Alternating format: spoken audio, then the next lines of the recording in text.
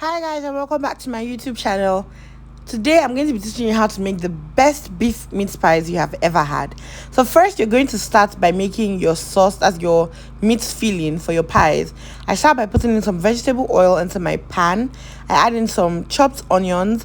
I stir that around, and then I'm going to be adding in some Scotch bonnet, which is optional, but as a Nigerian, we cannot do without pepper. Okay, so that is the reason why I'm going to be adding in some Scotch bonnet. You could use any type of pepper you like, but I'm going to be using Scotch bonnet. Shredded that, I put that in my onions. I added in some shredded garlic as well.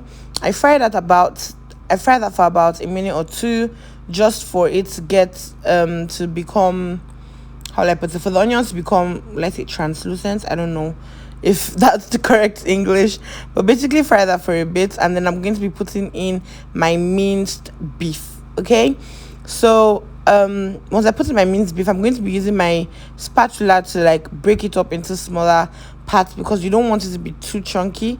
You want it to be basically like you make bolognese sauce. Yeah, the way the beef is, that's how you want it to be.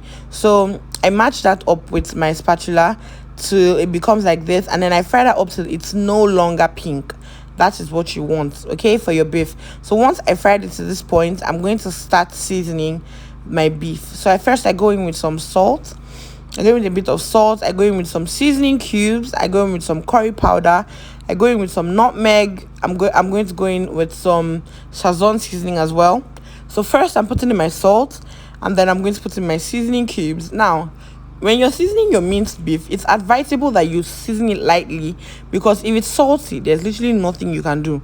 It's better once you're sure your sauce is ready, you taste it and it's not okay, then you can add in a bit more seasoning, whether it's salt you want to use or seasoning cubes. It's all up to you. So now I added in curry, I added in my nutmeg. I'm also going to be going in with some Sazon everything seasoning mix. This is optional.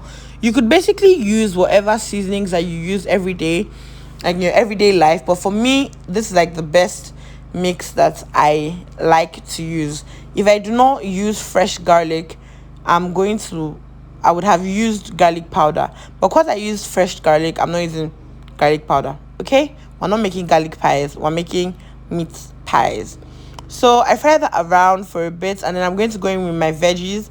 I'm going to put in some carrots. I'm going to be going in with some diced Irish potatoes. So these are Irish potatoes, not sweet potatoes. These are Irish potatoes, and you need to cut them into smaller pieces. Let them be evenly cut, so that they can all cook evenly. Okay, so that's what you want. You mix that around. You taste if you need to add anything, and then now this is something I like to do. I like my sauce for my meat pie to look juicy. You know, when you cut into meat pie, sometimes it looks dry, so that's not what I want. So I'm going to go in with a bit of browning. You do not need too much, trust me. I'm just going to go in with a bit of browning, and then I'm going to stir that around. Now this is going to help my sauce to have that, like, how do I put it, it's going to look very juicy and saucy, and basically that is what you want your meat pie to be.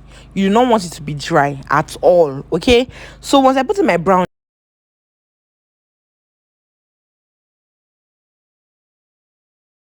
so once I put in my browning, I basically let it to fry on high heat for about 2 minutes, and then I'm going to be going in with some flour.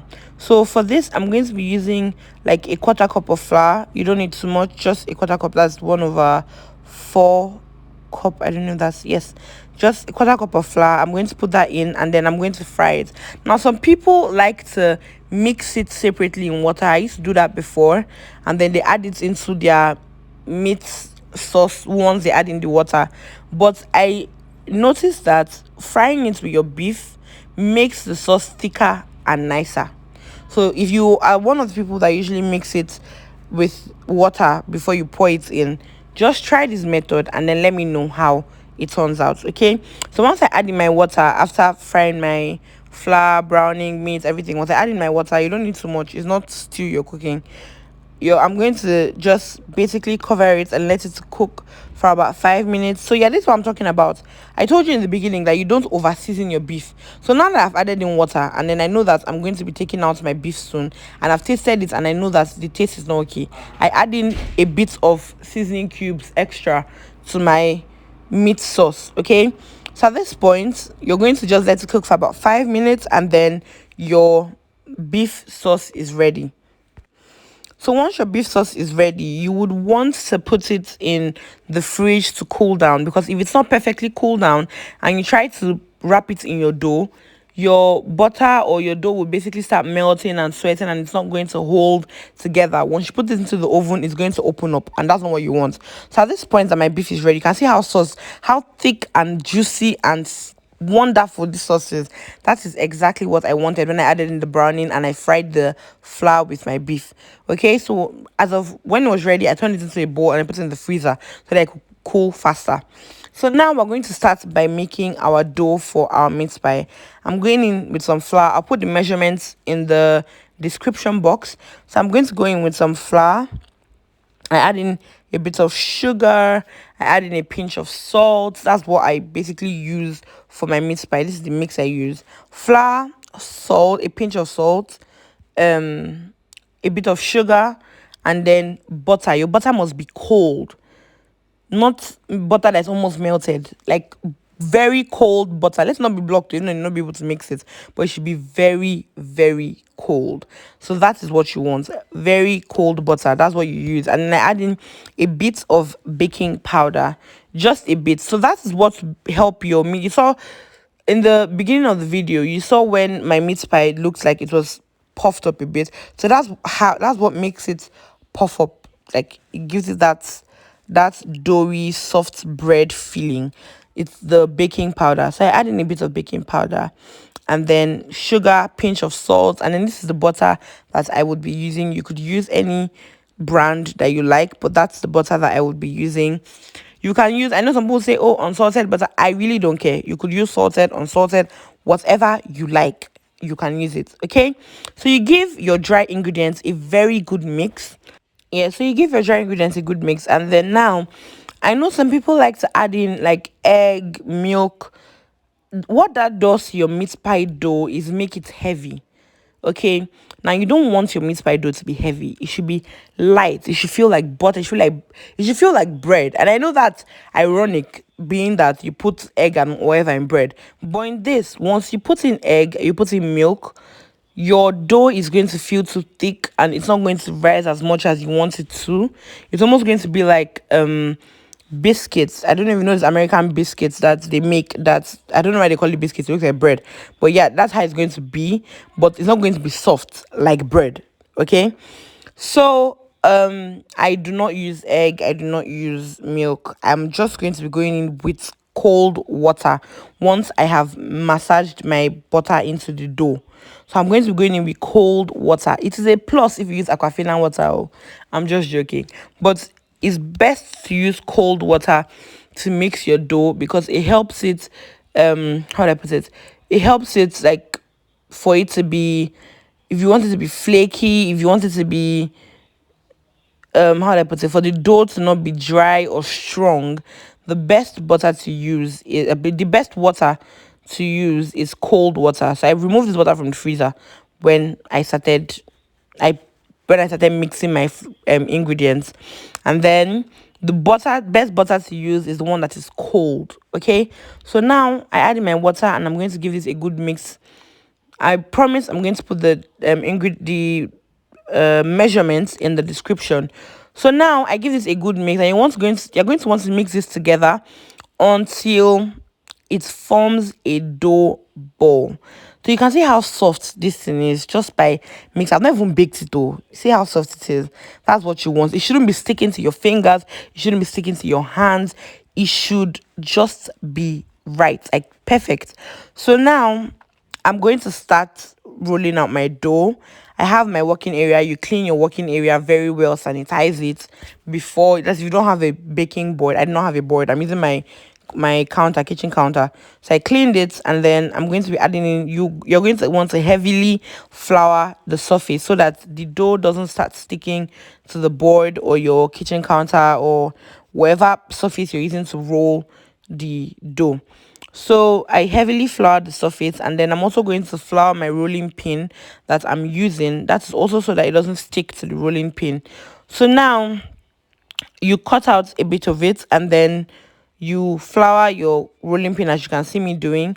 And then now I'm going to start by rolling out this dough until it's soft. Now if you've mixed this just right, it should easily answer to you. It should roll properly.